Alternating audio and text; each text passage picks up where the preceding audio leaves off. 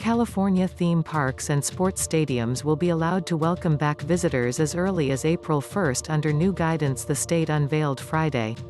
While the changes don't mean business as usual for the venues, they do reflect the state's growing sentiment that, with coronavirus case rates on the decline and the COVID-19 vaccine rollout continuing to ramp up, it is now possible to resume some activities, particularly those that can be held outdoors with additional safety modifications.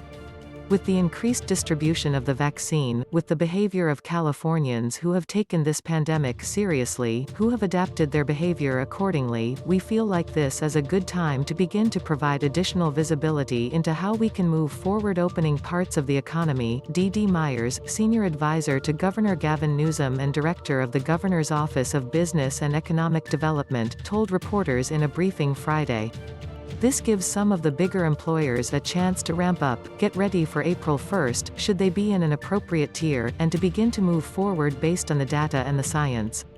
4 weeks from now, amusement parks will be eligible to reopen, with restrictions, in counties that are in the red tier, the second strictest of California's 4-category reopening roadmap.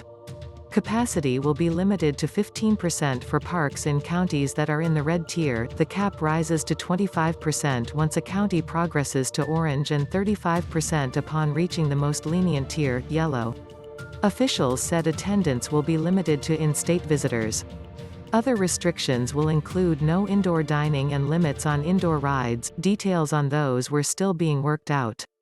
A travel advisory remains in place in California, which urges residents to avoid venturing more than 120 miles from home or to other states or countries, except in connection with essential travel.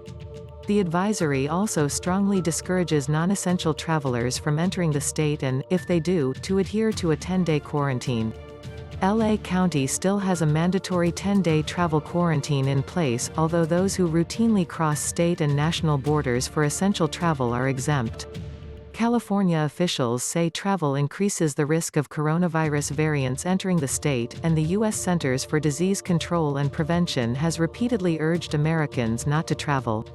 Outdoor sports, with fans, and live performances also will be allowed to resume April 1, subject to the following limitations. Counties that have entered the red tier include Santa Clara, home to California's Great America theme park.